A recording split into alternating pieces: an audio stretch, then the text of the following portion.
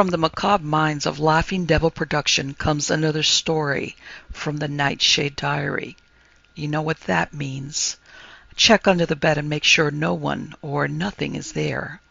Is the closet door securely shut? Then leave your disbelief behind, amp up your imagination, and hang on tight for another ride into terror and mystery. And like all good horror stories, just imagine it's a dark and stormy night. And remember, screaming like a little girl is permitted.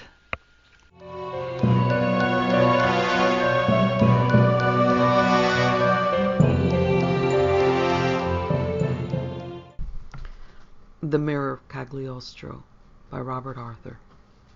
London, 1910. The girl's eyes were open. Her face, which had been so softly young, flushed with champagne and excitement, was a thing of horror now, twisted with shock, contorted with a final spasm of life ejected from the body it had tenanted. Her face was a mask of terror, frozen so, until the rigor of sudden death should release its hold. Only then would her muscles relax, and death be allowed to wipe away the transformation he had wrought. Charles, Duke of Berchester, wiped his fingers delicately on a silk handkerchief. For a moment, looking down at the girl, Molly Blanchard, his eyes lighted with interest. Was it truly possible that in death the eyes photographed, as he had been told, the last object the sight registered? He bent over the girl huddled on the crimson carpet of the small private dining room of Chubb's restaurant, and stared into the blue eyes that seemed to start from the contorted face. Then he sighed and straightened. It was, after all, a fairy tale. If the story had been true, her dead eyes would have mirrored two tiny grinning skulls, one in each, for a skull had been the last thing she had seen in life, his skull. But the blue eyes were cold and blank. He had seen in them reflection from one of the tapers that burned upon the table, still set with snowy linen and silver dishes from which they had dined. He amended the thought, from which Molly had dined. Dined as she, poor lovely creature, from some obscure group of actors, had never dined before. He had dined afterwards. She had dined upon food. But he had dined upon life. He felt replete now. It was a pity he had not been able to restrain his impulse to kill. London was a city of infinite interest, in this the 20th century.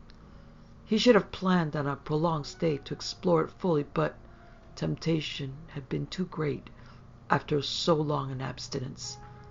He moved swiftly now. The cheap necklace of glass beads, which the girl's mind had seen as rare diamonds, he allowed to remain about the throat, where they glistened against the blue marks of strangling fingers. But he took his cloak from a hook and threw it over his shoulders. He retrieved his hat and let himself out of the door without a backward glance for the empty husk that lay upon the rug. A waiter in a red livery was coming down the hall, past the series of closed doors that led to the famous and infamous private dining rooms of Chubb's. Charles stopped him. "I leave," he said. "My friend," he nodded towards the closed door, "wishes to be undisturbed so that she may compose herself. Please see to it." A coin slipped from one hand to the other, and the servitor nodded. "Very good, sir," he said.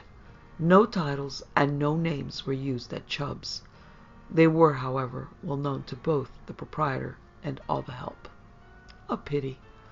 Charles walked down the long corridor, down the steps which led to the street, without imposing upon one the necessity of exposing himself to the view of the crowd in the dining rooms below. As he let himself out, the 8-foot-tall doorman, cloaked in crimson with a black shake upon his head, a sight more goggled at in these days by tourists from puritanical America than even Windsor Castle, raised a hand. A hansom cab arrived in place precisely on the moment that his steps carried him to the curb. Without looking back, Charles tossed the coin over his shoulder. The giant doorman casually retrieved it from the air as a dozen beggars and street loungers leaped futilely for it. "Berchester House," Charles said to the coachman. He settled back to stare with hungry eyes Upon this, the new London, of which he had seen so little, and could have seen so much, if he had not let himself be carried away by the soft, sweet temptation of Molly Blanchard's life, so that... But it was futile to dwell upon it. There would be other occasions. As they rolled through the dark streets, he let himself relive the moment when he had placed the necklace about Molly's throat, telling her to look deep into his eyes. The heady delight of the instant when her trusting eyes had seen behind the mask that was his flesh, which he now wore, the most intolerable joy of her struggles. He realized that the hansom had stopped. For how long had he been living again those delights unaware? There was not, after all, infinity ahead of him yet. Pursuit would be hot after him soon, and he was as vulnerable now as a new-hatched chick. He stepped from the cab and flung the driver money. Charles, still with the down of youth upon his pink and white cheeks, strolled with the gait of a man much older and more experienced into the great three-storied stone mansion, which was the London residence of the Birchesters. Inside, someone came scurrying out of the shadows of the almost dark parlor. "Charles, my son," his mother began, in a voice that trembled. "Later, mother," he said sharply, and brushed past her. "I am going to my studio. I will be occupied for some time." He started up the stairs towards the tower room where he kept his paints and canvases. Behind him he heard his mother whimpering. He paid no heed. As he reached the second floor, he increased his pace. It would not do to be late in getting back to his sanctuary. An hour later, with his mother weeping outside his door, and the men from Scotland Yard hammering on it, Charles, Duke of Birchester, flung himself from the casement window and jellied himself on the cobblestones below. Paris, 1963. The Musée d'Antiquité Historique was a small brick building, twisted out of shape by the pressure of time and its neighbors. It stood at the end of one of Paris's many obscure streets, so narrow and twisting that no driver of even the smallest car entering one could be sure of finding room enough to turn around to get out again.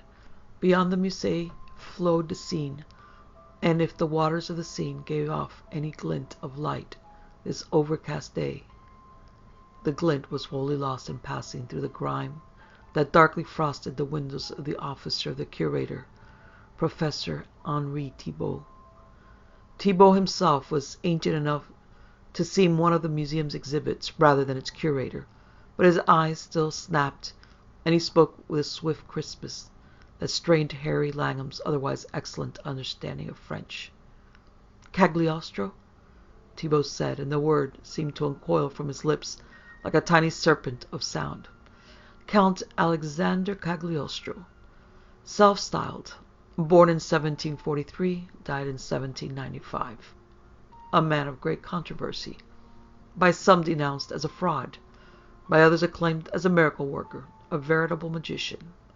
Ah, yes, my young colleague from America, I have studied his life. Your information is entirely correct." "Good," Harry Langham said. He smiled.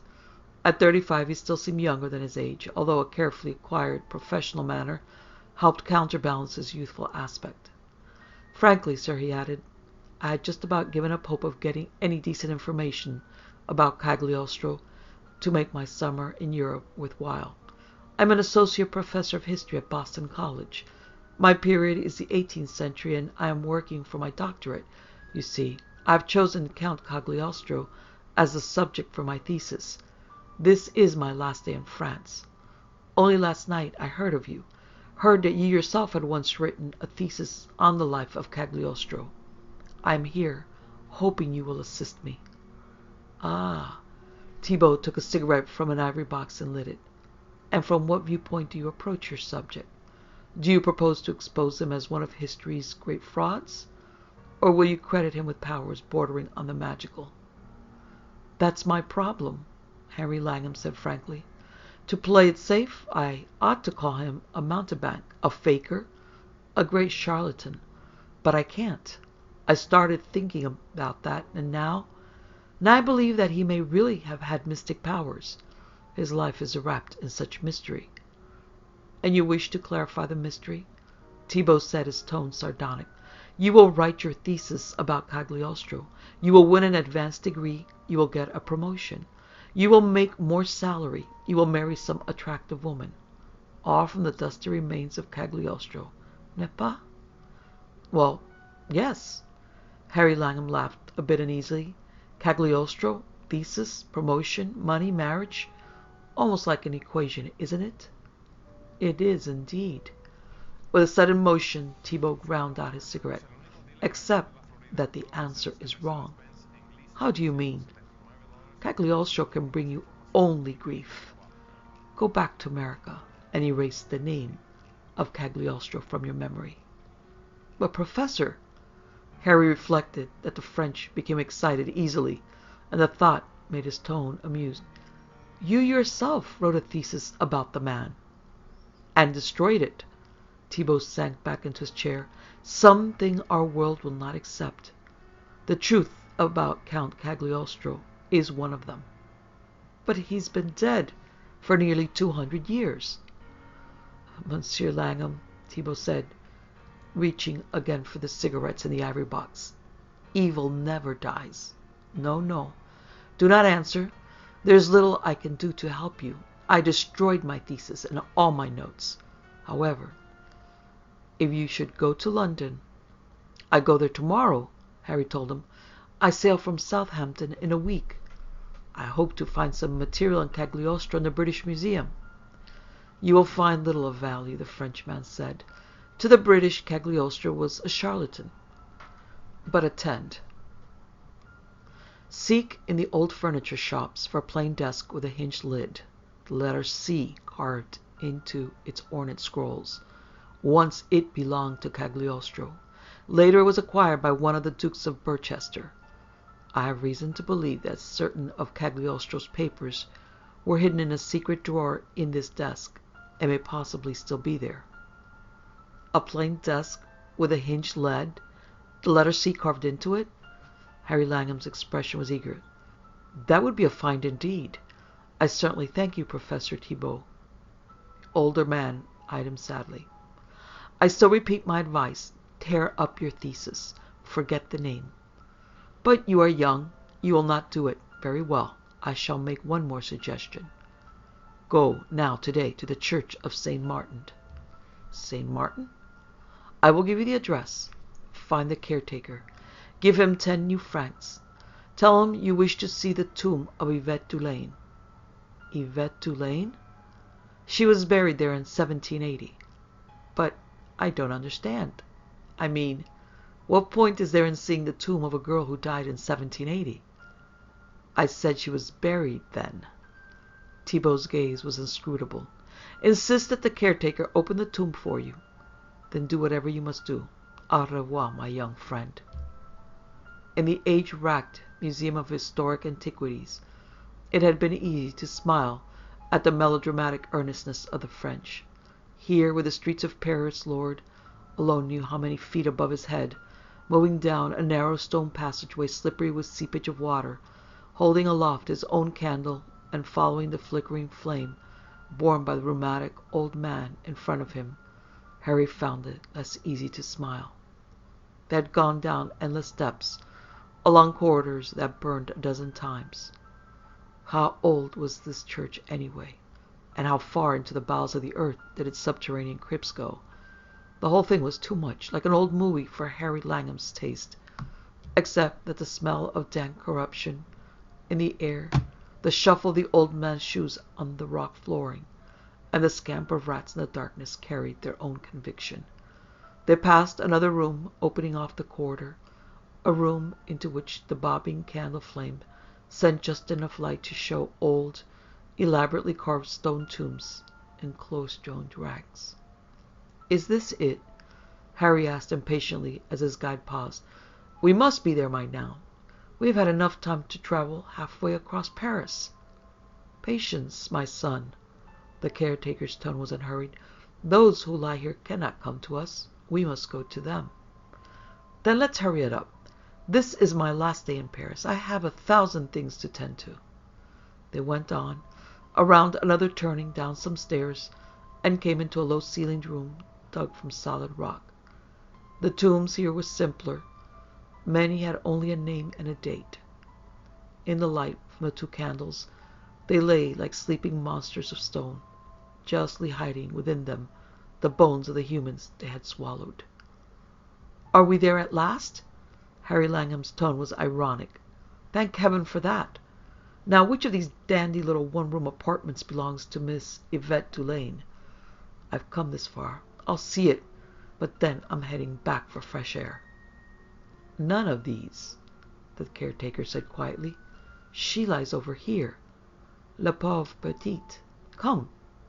He skirted the outer rows of tombs and paused, lifting his candle high. In the crude niche in the stone, a tomb apart from the others had been placed. It could have been no plainer. Stone sides, a stone slab on top, the date 1780 cut into the top. No other inscription. "She is here. It is only the 2nd time in this century that she has been disturbed." Harry stared skeptically at the simple tomb. His shoes were damp, and he felt chilled as well as somehow disappointed. "Well?" he asked. "What am I supposed to do?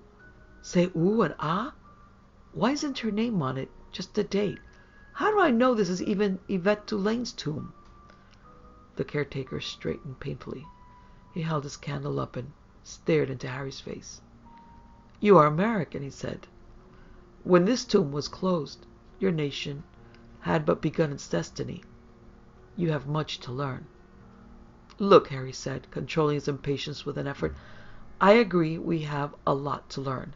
But I can't see I'm learning much here. Looking at some chunks of stone that hide a lady who died 180-odd years ago." "Ah." The other spoke gently. "If she had but died." "If she had but..." Harry stared at him. "What are you talking about? They don't bury you unless you're dead. Believe me, I know." "Monsieur's knowledge is no doubt formidable." The other's tone was gentle, the sarcasm in his words. "Let us now disturb the peace of Mademoiselle Tunein for but one moment more. We shall open her tomb." "Now really, that's hardly necessary," Harry began, but stopped when the caretaker handed him his candle and grasped the bottom end of the slab top. He tugged inch by inch. The heavy stone moved, screeching its protest. Harry had no special desire to see some mouldering bones. He had avoided such a tourist attraction as the catacombs of Paris just because he didn't care for morbid reminders of man's mortality. He liked his life and death in the pages of books. Both life and death were neat and tidy there and could be studied without emotion.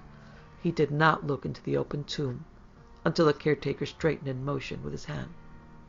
"Perceive," he said, "look well upon the contents of this tomb, which the good fathers left nameless, so that the poor one inside would not disturb the thoughts of the living." Still holding the candles, Harry bent over. As he did so, the flames flickered wildly, as if buffeted by drafts from all sides, though no breath of air stirred there. And the shadows they created made the girl in the tomb seem to smile, as if she would open her eyes and speak. Her face was Madonna-like in its perfection of ivory beauty. Heavy black tresses, unbound, flowed down upon her breast. Her hands, small and exquisite, were crossed upon her bosom. She wore something white and simple, which exposed her wrists and arms. As he bent over her, Harry's hand shook, and one of the candles dropped a blob of molten wax upon her wrist.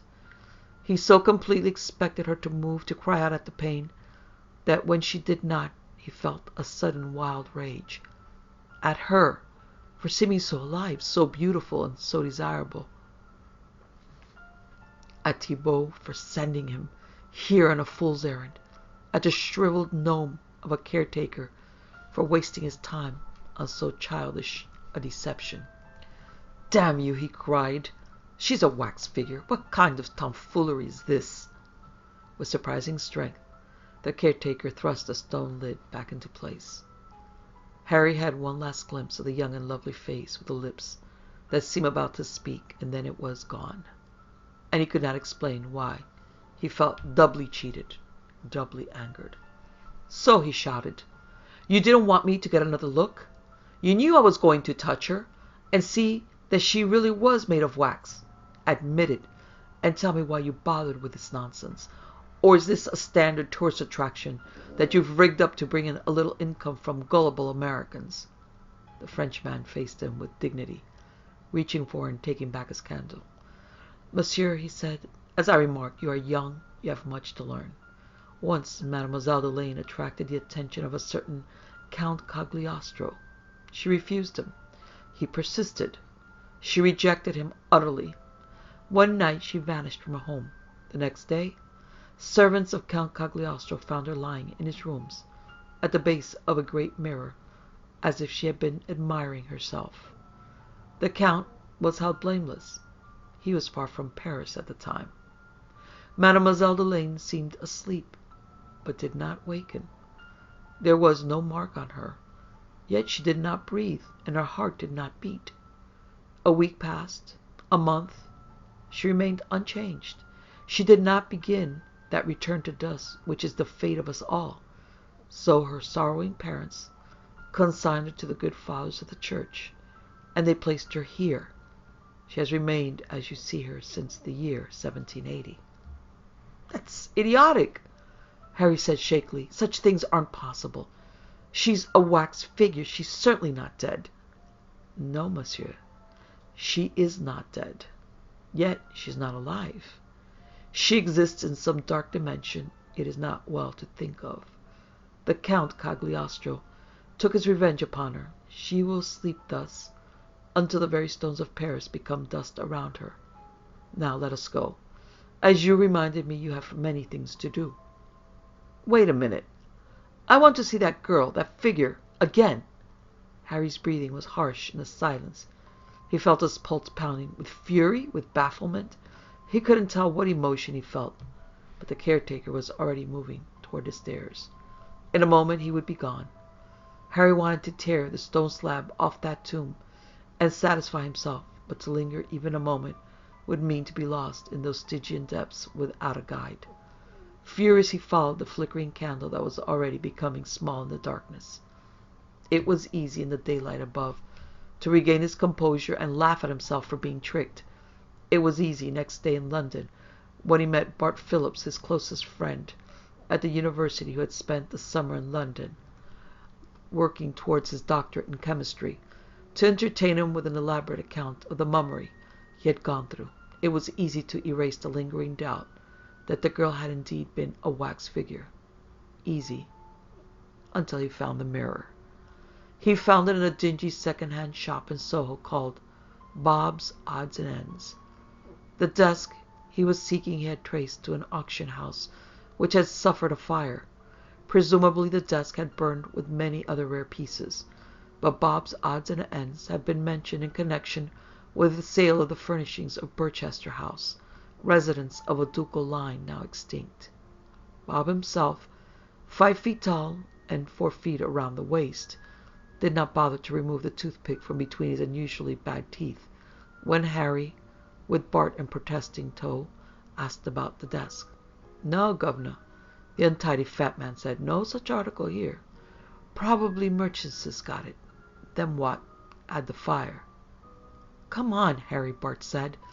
"One last day in London and still you're dragging me to junk shops. Let's go get something to drink and see if we can't make a date with those girls from Charleston we met." "Don't hurry off, gents," Bob said plaintively, unhooking fat thumbs from a greasy vest. "Got something pretty near as good. Would you like to buy the mirror what got the Duke of Birchester himself?" "Mirror?" Harry asked, the word tugging at his memory. "Come on, Harry," Bart exploded, but Harry was already following the fat man toward the dark recesses of the shop. The mirror was a tall, oval pier-glass, hinged so that it could be adjusted. It stood in a corner. As the fat man swung it out, it rolled on a sloping stretch of floor, toppled sideways, and would have crashed down upon him if he had not sidestepped nimbly. The mirror fell to the floor with a violence that should have sent flying glass for a dozen feet. The proprietor looked at it calmly, then heaved it upright. That's how it killed the Duke, he observed. Fell on him.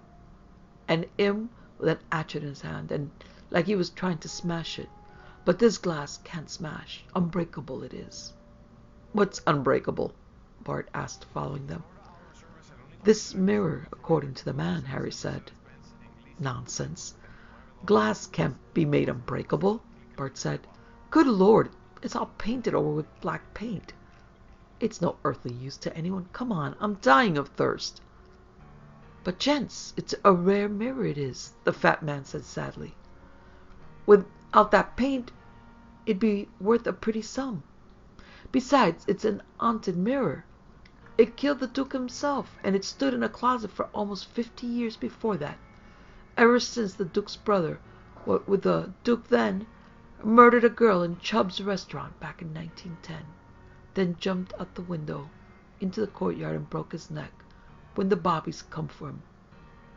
Come on, Harry, Bart groaned. But Harry, on the verge of turning away, saw the faint glint of glass near the bottom, where something sharp had scratched a few square inches of the black paint which covered the mirror's surface. It seemed to him the bit of glass reflected light, and he stooped to look into it. He stared for a long minute, until Bart became alarmed and grabbed him by the shoulder.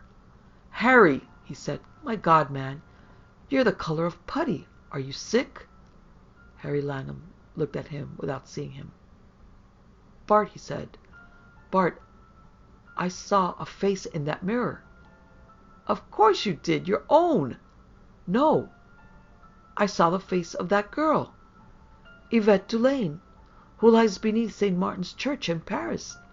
She was holding a candle and looking out at me, and she tried to speak to me. I could read her lips. She said, Sauvez-moi, save me. What in God's name has happened to Larry Langham? Bart Phillips demanded, and ran his fingers through bristling red hair. He's missed his classes 2 days in a row, Mrs. Grandam. Is he sick? The middle-aged woman, who might have stepped from one of the stiff portraits on the walls of the run-down Beacon Street house, compressed her lips. I don't know what has happened to him, Professor Phillips, she said. He hasn't been himself for a week. Not since he received word that mirror was due to be landed. Then, since they delivered it 2 days ago, he has not left his room. He makes me leave his meals outside the door.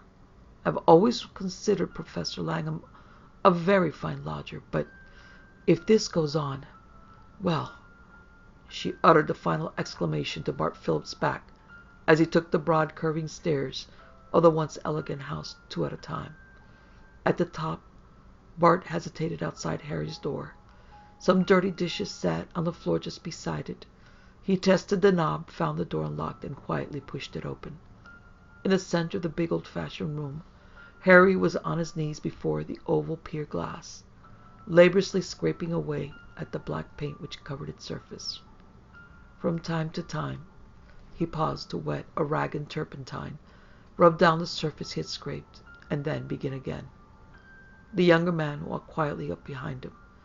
The glass, he saw, was now nearly free of obscuring paint. It shone with an unusual clarity, giving the effect of a great depth. Then Harry saw his reflection and leaped up. Bart, he shouted, what are you doing here? Why have you broken into my room? Easy, boy, easy, Bart said, putting a hand on his shoulder. What's the matter? Are you in training for a nervous breakdown? I've been coming in your room without knocking for years. Yes, of course. Harry Langham rubbed his forehead wearily. Sorry, Bart, I'm edgy, not enough sleep, I guess. Bart looked at the flecks of paint on the floor and rapped the mirror with his knuckle. Harry started to protest and subsided. At a guess, Bart said, you've been working on this old-looking glass since it got here. Now, honestly, Harry, aren't you being, well, illogical? I mean, you think you saw a girl's face mysteriously looking out at you from this mirror back in London. You've been on pins and needles ever since, waiting for it to arrive. You've hardly been over to see us, and I must say that Sis is hurt, since she kind of got the idea you planned to propose. Tell me the truth. Are you expecting that girl is going to appear in this mirror again? Is that what you've had all along in the back of your mind? I don't know. Harry dropped into a chair and stared at himself in the mirror. I tell you, Bart, I just don't know. I feel I have to get this mirror clean again. Then, well, I don't know what, but I have to get it clean. In other words, a neurotic compulsion, Bart told him. Under an old church in Paris you saw a wax figure. Later your imagination played a trick on you. It wasn't imagination. Harry Langham leaped to his feet with a fury that astonished them both. I saw her. I tell you, I saw her. He stopped, breathing harshly. His friend had fallen back a step in surprise. I'm sorry, Bart. Look, maybe I am being unreasonable. Just let me get this mirror clean and some sleep, and I'll be myself. And I'll come to dinner tomorrow night with you and Laura. How's that? Well, all right, Bart said. And you'll go to your classes for Monday? I officially announced you had a virus, but I can't cover for you anymore. I'll be at my classes. And thanks, Bart. When Bart had left, Harry dropped into the chair again and stared at the gleaming mirror. It seemed to shine with a light which was not reflection, yet he could discover no source for it. Yvette, he said. Yvette, are you there? If you are, show yourself. He knew he was acting ridiculously, yet he did not care. He wanted to see her face again. The face he had seen in a tomb in Paris. The face he had seen in a bit of mirror in London. The face he saw in his dreams now. Nothing happened. After a long moment he got to work again, with scraper, turpentine, and steel wool. The paint stuck doggedly. Twilight had dimmed the room to semi-darkness by the time the mirror finally showed no trace of black remaining. Exhausted, Harry sank back into his chair and stared at it. It was curious how brilliant a reflection it gave. Even in the twilight it showed every detail of his room. His studio couch, his bookshelves, his pictures, his hi-fi set, they seemed three-dimensional. He sighed with fatigue and his vision blurred. The reflection in the mirror clouded like wind-rippled water. He rubbed his eyes and once again the image was clear. The handsome black and white striped wallpaper, the crystal chandelier for candles, the old rosewood harpsichord, the enormous oriental rug on the floor, the hunting scene tapestry on one wall. Harry Langham sat up abruptly. The room in the mirror was a place he had never seen in his life. It bore no more resemblance to his own room than. And then she entered. She wore something simple. He had never had an eye for clothes. He only knew it was elegant and expensive, and of a style 2 centuries old. Her black hair was bound up in coiled ears. She carried a candle, and as she came towards him from one of the doorways that showed in the shadowy sides of the room, she paused to light the candelabra atop the harpsichord. Then she turned towards the man who was watching, his breathing quick and shallow, his pulse hammering. It was she, Yvette Dulaine, whose body lay buried beneath St. Martin's Church.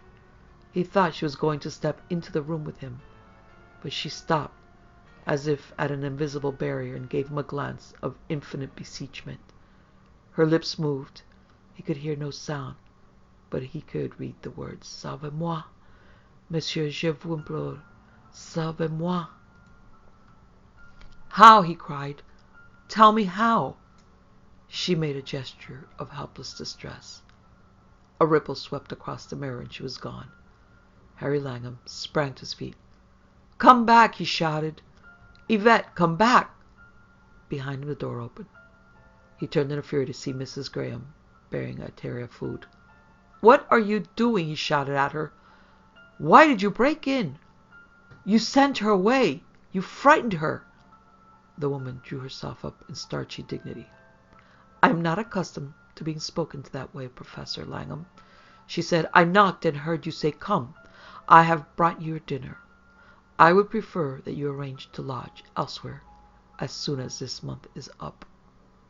She set down the tray and marched like a grenadier out of the room. Harry passed a hand hopelessly over his forehead. The sight of the food on the tray revolted him. He thrust it away and turned back to the mirror, which now was dull and lifeless in the most darkened room.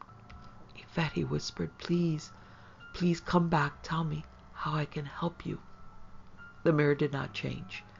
He flung himself into the chair and stared at it, as if the very intensity of his willing would make it light again, would reveal the strange and elegant room it had shown before.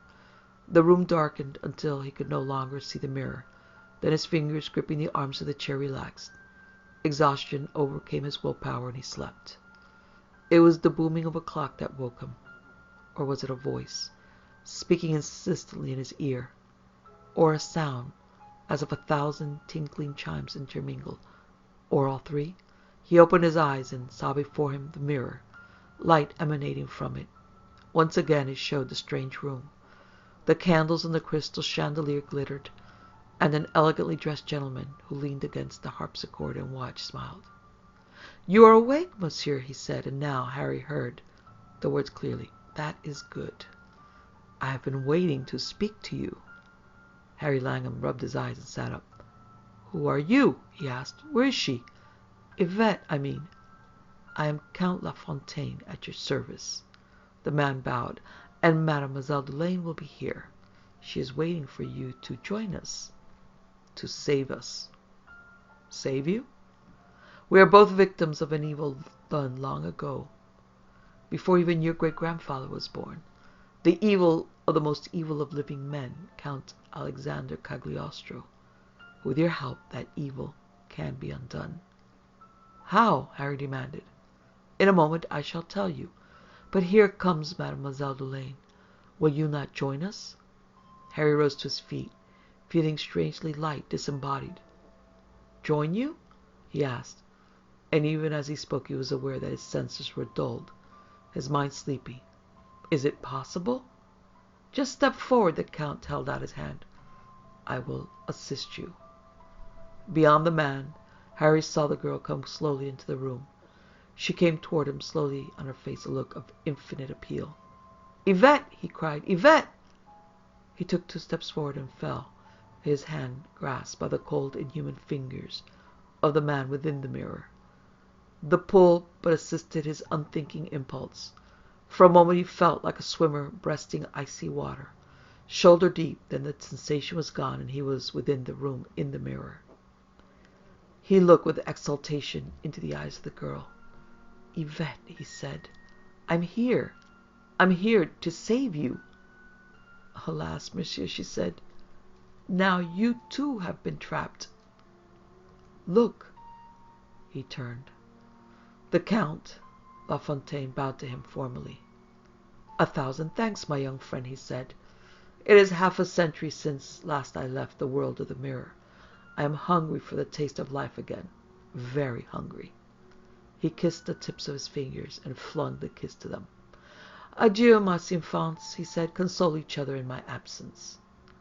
He strode confidently forward, and beyond him Harry saw, as through a window, his own room dimly lit. The Frenchman stepped into the room and approached the chair where Harry had been seated, and now the shadowed figure in the chair, which he had not noticed before, was suddenly clear and vivid. "That's me," he gasped. "Yvette! That's me, asleep in the chair."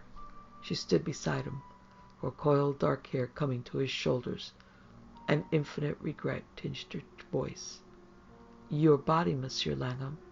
You are here in the world of the mirror, this dark dimension which is not life and is not death, and yet partakes of both. In your sleep he spoke the words of his spell, and evoked your spirit forth from your body without your awareness. Now he will inhabit your body, for an hour, a day, a decade. I do not know." "He?" Harry shook his head, fighting the sense of languor and oppression. "But who is he?" "He said, 'He is the Count Alexander Cagliostro, monsieur. And see, he lives again in your body.'" As they spoke, the figure that had emerged from the mirror turned to smile at them with sardonic triumph. Then it settled down upon Harry's sleeping body, blended with it, vanished, and Harry saw himself rise, stretch, and yawn and smile. "Ah, it's good to be alive again, with a young body, a strong body." It was his voice speaking, and in English, his voice subtly accented. Now, au revoir, the night is still young. No! Harry flung himself forward and was stopped by an impalpable barrier. The glass of the mirror, yet it did not feel like glass. It felt like an icy net, which for an instant yielded, then gathered resistance and threw him back. You can't, he cried. Come back. But I can, said Count Cagliostro reasonably, in Harry's own voice, and I shall come back when it pleases me. Meanwhile, it is best that none save myself should be able to see you. He raised his hand in the air and drew it downward, speaking a dozen words in rolling Latin, and Harry faced only darkness, an empty darkness that stretched beyond him for an infinitude of time and space. He lunged into it and found himself spinning dizzily in a black void where there was neither substance nor direction. There was only a cube of light from the mirror room, swiftly dwindling into a tiny gleam. Come back! You will be lost forever, monsieur. I pray you return. The words, faint and far away, steadied his whirling senses. He saw the light, focused his thoughts on the room it represented, on the girl, and once more he stood beside her, with the candles flickering warmly above them and the hungry blackness behind him. Mon Dieu, I feared you were gone. Her voice was unsteady. Monsieur, we are alone here together. Even the consolation of death and the sweet sleep of eternity is denied us. At least let us keep each other company and take what comfort we may from that. Yes, you're right. Harry passed a trembling hand over his face. And maybe we'd better start with you telling me what in God's name has happened to us. It did not require many words, Harry thought dully, half stretched out upon a tapestried couch, as he listened to the soft tone of Yvette's voice. She had rejected Cagliostro, and with a smile he had promised her that she would have all eternity in which to regret her decision. Then one night in her sleep a strange compulsion had taken her will, and she had gone to his home, admitted herself, and gone up to his empty room to find him smiling at her from within the mirror. He had spoken. She had left her body behind, crumpled on the floor, and she had joined him in the world of the mirror.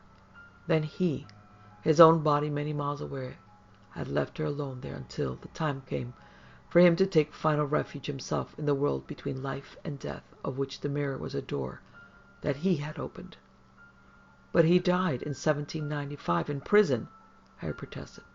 No, monsieur. They but said he had died.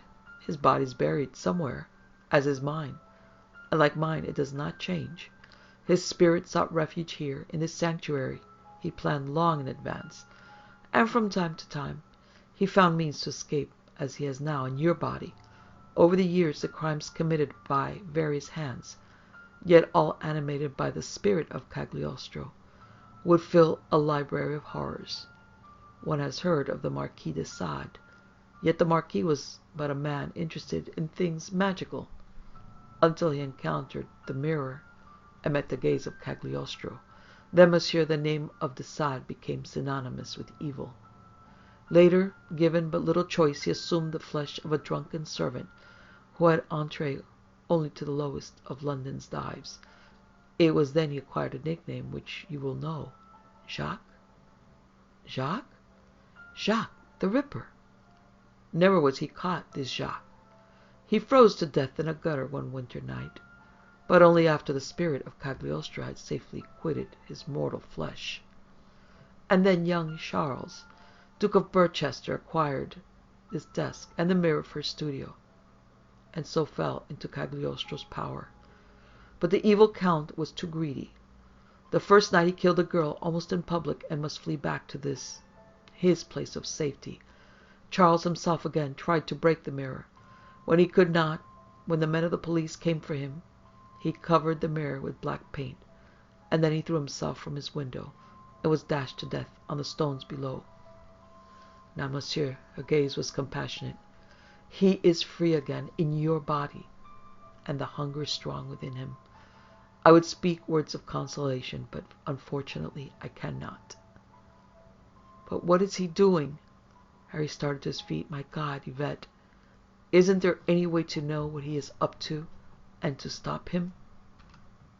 It is possible to know what he is doing, she said at last, for the spirit still is connected with the body. though but faintly, but he cannot be stopped. He is the master, we are his prisoners, and it is not wise to know what your body does at his orders. I must know. I have to know, Harry declared feverishly. Then lie back, stare at the burning candles, and let your mind empty itself. He was in a bar somewhere. A crowded, noisy, smoky dive. Impression of laughter, voices, of a face looking up into his. A hungry face, overpainted, yet still with some youthful sweetness in it not quite destroyed. They were moving. They were outdoors. They were strolling down a narrow street toward the waterfront, and light and sound here left behind. The girl was petulant. She did not want to go, but he laughed, and with a hand on her elbow urged her onward. They came to a railing with the dark water swirling below and a mist curling around them.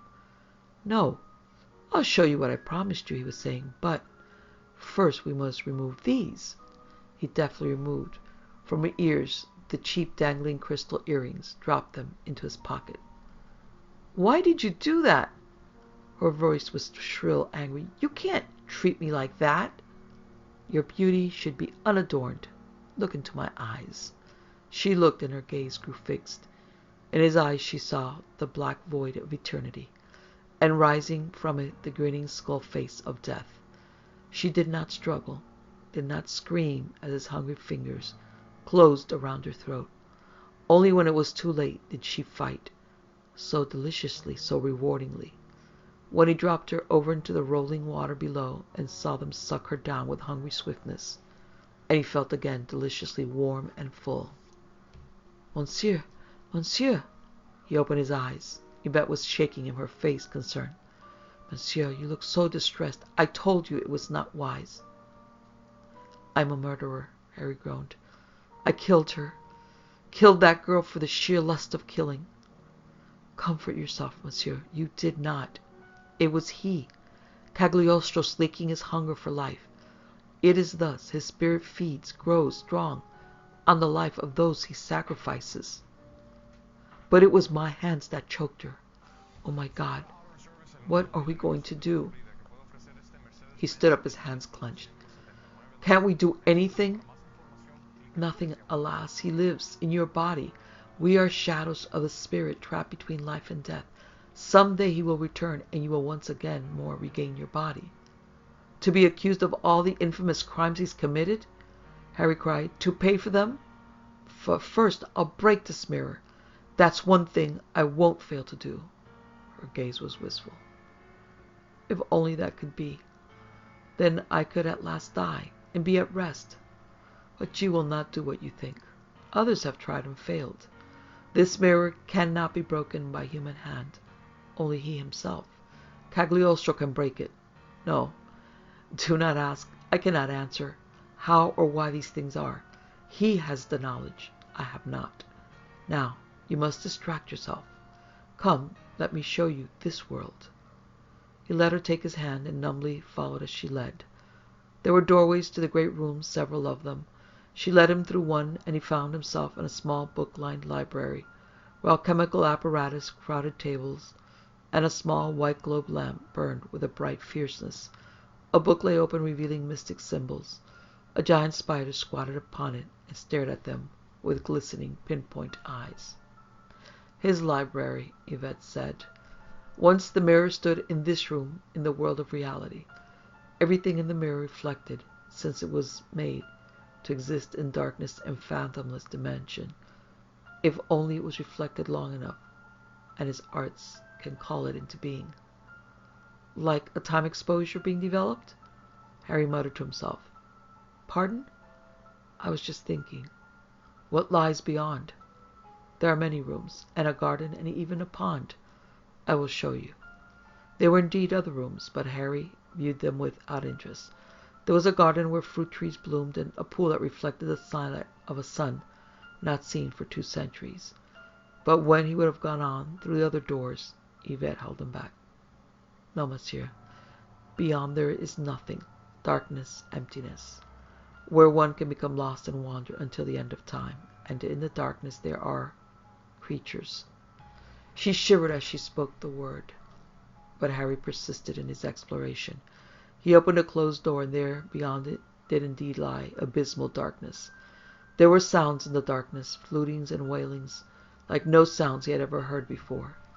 And something darker than darkness itself drifted past as they watched, accompanied by the sound of a myriad of tiny bells. Swiftly Yvette slammed the door. "Please, monsieur," she panted, "promise me. Never go into the darkness. Even Cagliostro knows not what it is or what creatures inhabit it." "All right, Yvette," Harry agreed. "I promise. Let's go back. Maybe Cagliostro has returned. Maybe he'll be ready to give up my body now." They returned through rooms of a dozen different sorts, one of them plainly the cabin of a ship.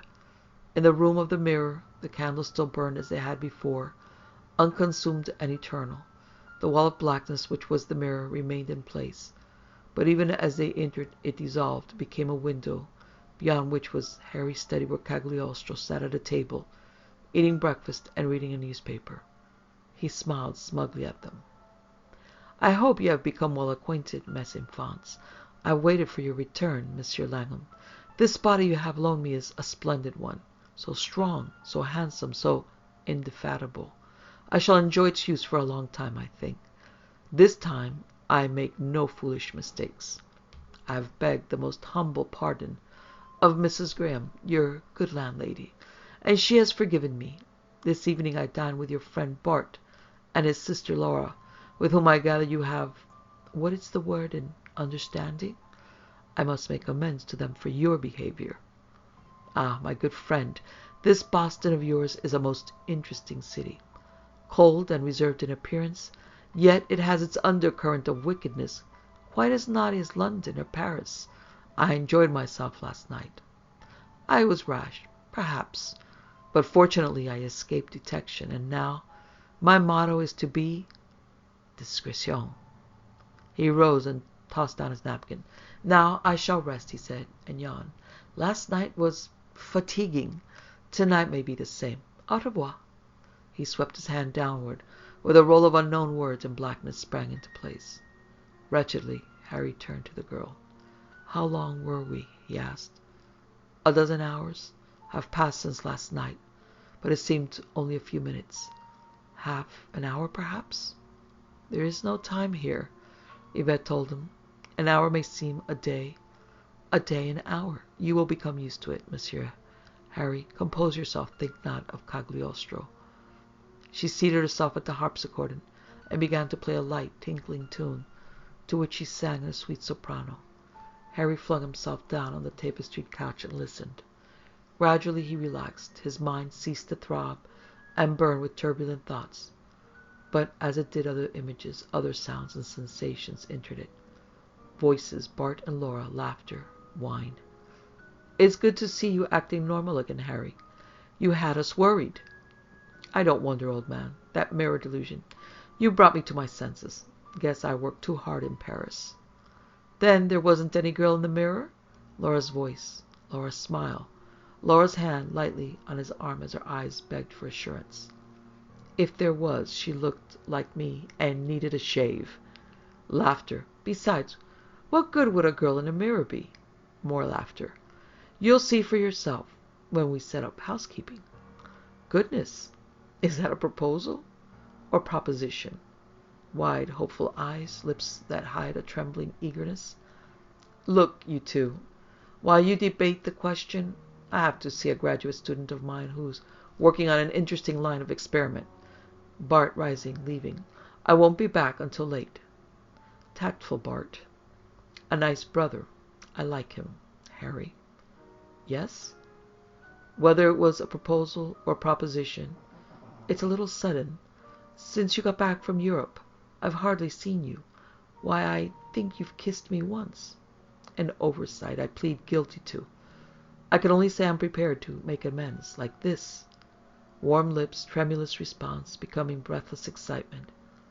"Harry, what kind of homework did you do in Paris? What research were you engaged in, anyway? Cannot we go elsewhere? This is better, my dear." Breathless excitement, becoming recklessness. Harry, you mustn't. Oh, yes, my dear, I must. And I thought you were so prim and proper, even though I liked you. And I thought you the same. How wrong we can be about people now. Stop! Harry leaped to his feet, pressing his fist to his forehead, shutting out the damnable sensation from his distant body. Monsieur Harry. Yvette rose and came to him. Gently she touched his forehead. It is Cagliostro again. You must not try to know what it is he does. I can't help it. Harry groaned. My God, I never thought that, Laura. Do not speak of it. Shall I read to you? Shall we walk in the garden? No, no, Yvette. Yes? Cagliostro controls whether or not we can see the world outside the mirror, and whether it can see us. That is true. He has charms that control it. If he speaks but the words, we can see and be seen but not heard, or hear but not be seen. And the greatest charm, that of drawing the spirit from the body and transporting it within the mirror. Alas, monsieur, I crave your pardon. For what? It was I who enticed you here. I could not help myself. Cagliostro worked magic that brought you to that shop in London where the mirror lay. He had waited long for the right moment. It was he who enabled you to see me. It was his doing that you determined you must own the mirror, must see me. I did feel possessed, Harry admitted, but don't blame yourself, Yvette. Even without Cagliostro, you would have attracted me. You are gallant, I thank you. But what I started to say, if Cagliostro has charms we can learn, we are not entirely helpless. Learn them? It is true his books, his philters, his mystic objects are within his study. But in the study, where the white globe lamp burned with an undying brilliance, Harry groaned and pushed away the strange books, the ancient parchments, after he had leafed through them. I can't read them. They're not Latin. Maybe Sanskrit? Maybe Sumerian? Maybe some language that died before history began? It is true, the girl told him. Cagliostro has said that his magic is older than history, that it comes from a race so ancient no trace is left. And I don't believe in magic. That's one trouble. I belong to the 20th century. Even here, even a victim of it, I still can't believe in magic.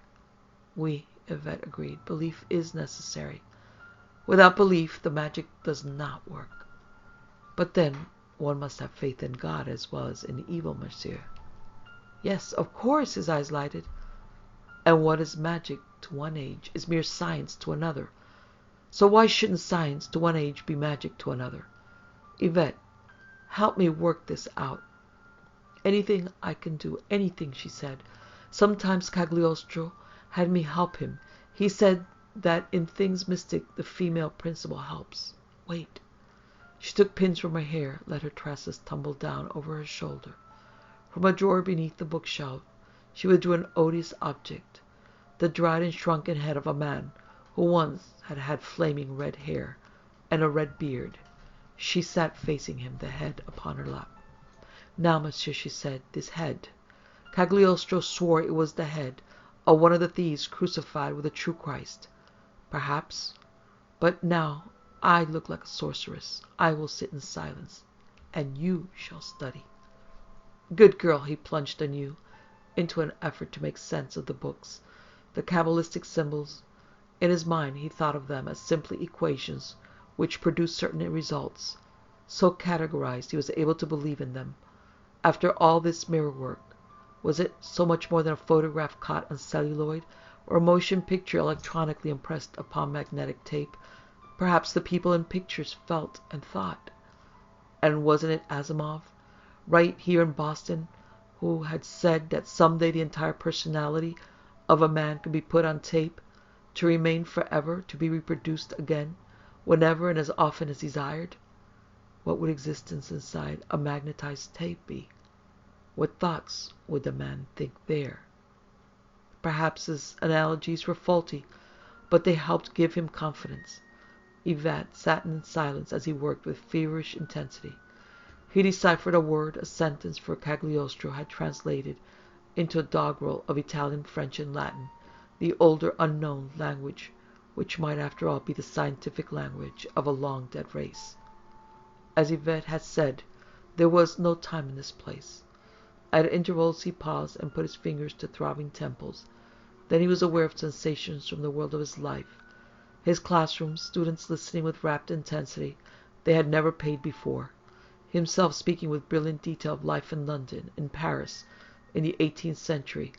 A girl in the back row, blonde, with a face as soft as a camellia. A girl paused after class at his request. Miss Lee, you are very silent, yet I think you are hiding a genuine intelligence. Are you afraid of me? Afraid of you? Oh, Professor, I couldn't ever be that. You need confidence. You need awareness. I would like to talk to you about yourself. Tonight? Why, yes, Professor. Night. His car driving, lights stopping. Professor, what are you doing? Look into my eyes, child. You are not afraid of me. I know. I trust you. I trust you forever and always. That is good. Now come. He forced his thoughts back to the books before him. He translated, worked out probable sequences, guessed where he had to. Still the awareness crept into his mind whenever he relaxed.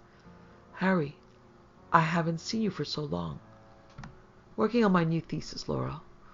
That frog, Cagliostro, I've torn him up. The new one is to be a comparison of social life in London and Paris in the 18th century. It sounds quite exciting. It will be masterly. But I must make up for my neglect, my darling. Harry, but... No buts. Did you know that among the Romans... Doggedly he resumed work. But the outside impressions pressed in more strongly. An alley, blare of music, a girl provocative in a red dress. She smiled into his eyes and lay cold moments later in a shadowed corner. Another girl, walking home from a bus, a scream, a struggle sweet in its intensity. No, he groaned. No, Yvette. The things he is doing, the things I am doing. Even if I conquer him, I can't live. Not with what I have done. Poor Monsieur Harry, she said. But can you conquer him? Suppose you force him to return here and give back your body. What then? This mirror? It too is under a spell. It can only be broken. Only by Cagliostro. Maybe, Harry said grimly. But it hasn't been tested in an atomic explosion. In any case, I'm pretty sure that bathed in hydrofluoric acid it would dissolve. Or perhaps, dropped into molten glass, it too would melt. But then, horror touched her features, but then I would be lost forever in the darkness that lies outside. Lost among the beings whose nature I know not. Only if the glass is broken is the spell broken. Only then can spirit and body reunite and blessedly find eternal sleep together. I see. But Cagliostro must be removed from the world. If the mirror were dropped into the ocean, where it is a mile deep, she shuddered, but nodded. He must be removed. Oui, she said. What happens to me, it is not important. Continue, monsieur. I think I'm on the track, he pronounced some words crudely. Does that sound familiar? Yes, her face lighted. It is what he speaks when he wishes to hear but not be seen.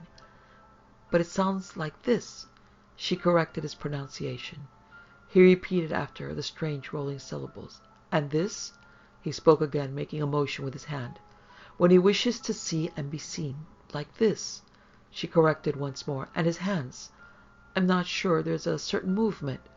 He tried, but did no better. Then he stiffened. They heard voices. Real voices for the first time. Yvette, he whispered. We've won the first round. We can hear. Come, the other room. He is there, speaking to someone. They moved swiftly back to the great room, where one wall of seething darkness represented the mirror, and words came through it. Professor Langham? Associate professor only, I'm afraid. I'm Sergeant Burke, homicide.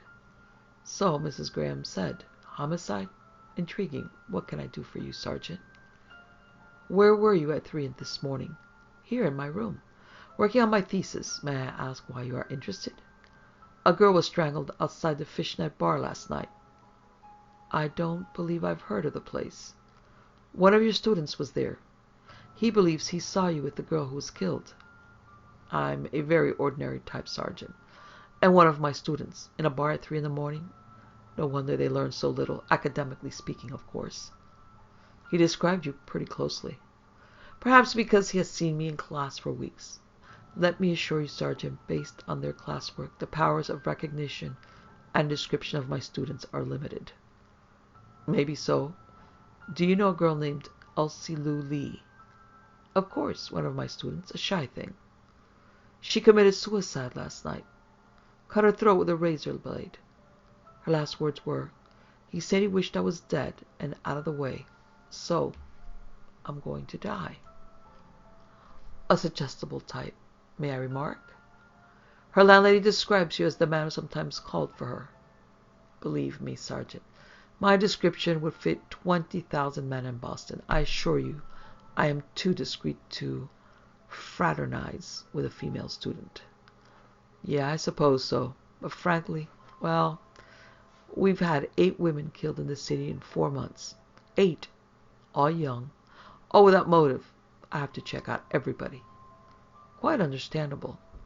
So, I haven't any warrant, but if you'd be willing to come down and make a statement at headquarters, with the greatest of pleasure, let us go. Footsteps, a door closing, silence. If only we'd had the rest of the charm, Harry groaned, so that the sergeant could have seen us. Then we'd have had him for sure. He would have returned to the mirror, Yvette said sadly. It is you who would have paid. Even so, let's keep trying. Tell me again what he said and how he moved his hands. Repetition, endless, timeless. Then abruptly the curtain of black vanished, and they saw, through the window of the mirror, into his room, in time to see the door open and Laura enter. She looked distraught and haggard. She advanced swiftly, calling in case Harry might be in the bedroom. Harry? Harry, are you there? I must talk to you. Laura, Harry cried. Here, here. She did not turn. She crossed the room, looked into the bedroom, then came back and sat on the studio couch, nervously pulling off her gloves.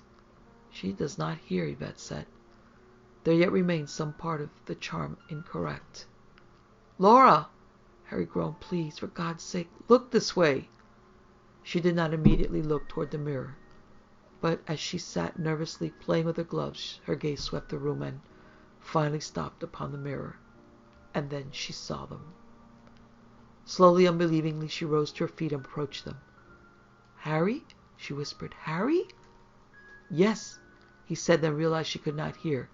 He nodded instead. Call the police. He mouthed the words carefully, but she stared at him with numb incomprehension. He turned to Yvette. Quickly, he said. Paper and pen. Yvette ran, but before she returned, Harry saw himself enter the room. Cagliostro as himself, and Laura, turning, stared from the man in the doorway to the image in the mirror with mounting disbelief and horror. Ah, said Cagliostro, approaching her. Our friends have learned some tricks. I underestimated Monsieur Langham. Now you know. Know what? Laura asked huskily. Harry, I don't understand. You will, my dear. Alas, my plans were so well made. Marriage, a long and honorable career on the faculty, unlimited opportunities to indulge my little hobby unsuspected. All professors seem so harmless. Now it must end, but perhaps there's still a chance. Laura, look out! Harry shouted futilely. Cagliostro approached her, and then his hands were around her throat, throwing her back across the bed, controlling her struggles until she lay still. Breathing hard, he rose. He looked into the mirror. Blame yourself, Monsieur Langham, he said, but then I was growing tired of her. A possessive type. If I can but get her to the river, it is possible I may yet bluff your stupid belief into believing in my innocence. He turned and was drawing a blanket over Laura when the door burst open and Bart exploded into the room. Harry, he shouted. Where's Laura? Mrs. Graham said she came up here. My God, man, don't you know you were seen With that Lee girl only last night before she... Abruptly he was silent, staring at the still figure, only half concealed. Laura fainted, Bart, Cagliostro said soothingly. If you will go for a doctor... Murderer! The words were a strangled sob as Bart flung himself at the other man. Cagliostro stepped aside and Bart sprawled on the bed atop his sister's body. Before he recovered, Cagliostro held a needle-sharp paper knife he had snatched from the desk. My young friend, he said suavely, usually I kill only women, but in your case I will make an exception. With the litheness of a fencer he came forward, the point extended, but he was unacquainted with the game called football. The younger man lunged low, caught him around the knees, and flung him backwards. His body stopped only because it came into contact with the face of the mirror, and a myriad of cracks streaked the glass to its very corner. The glass! Yvette said in fervent joy, as she and Harry saw Cagliostro crumple forward, with the paper knife still in his hand. Cagliostro himself has broken it. Bart Phillips saw the cracked glass, and for just an instant he was aware of the two figures within the glass, figures already twisting and distorting as the glass came loose. A shower of 1,000 sharp fragments fell across the prone man on the floor. In one fragment Bart saw a single eye staring out at him. In another a pair of lips murmured, Merci. Then the reflections were gone, and the man on the floor groaned, and with difficulty rolled over. The paper knife emerged from his rib cage beside the heart, and dark blood stained his shirt and coat. Harry! Bart dropped his knee. Harry, why? Why? I am not your doltish friend. Harry, monsieur, the dying man said. He is lost in some strange dimension, where there is neither light nor time nor space. His English now was accented. His features flowed firmed. They became hook-nosed, sharp-jawed, the features of a man of middle age, who has seen far too much of life. I am Count Alexander Cagliostro. The words came with difficulty and were punctuated with blood issuing from his mouth. And I go now, his body mine, to meet the death which has awaited me patiently for almost 200 years. He fell back limp, and in a space of seconds his skin became a loathsome corruption. His hair powdered and the white bones showed through. The corruption became horror, the horror dried, became dust, and the very bones beneath it melted like wax, falling in upon themselves. A moment later, and they were but fragments mixed with dust.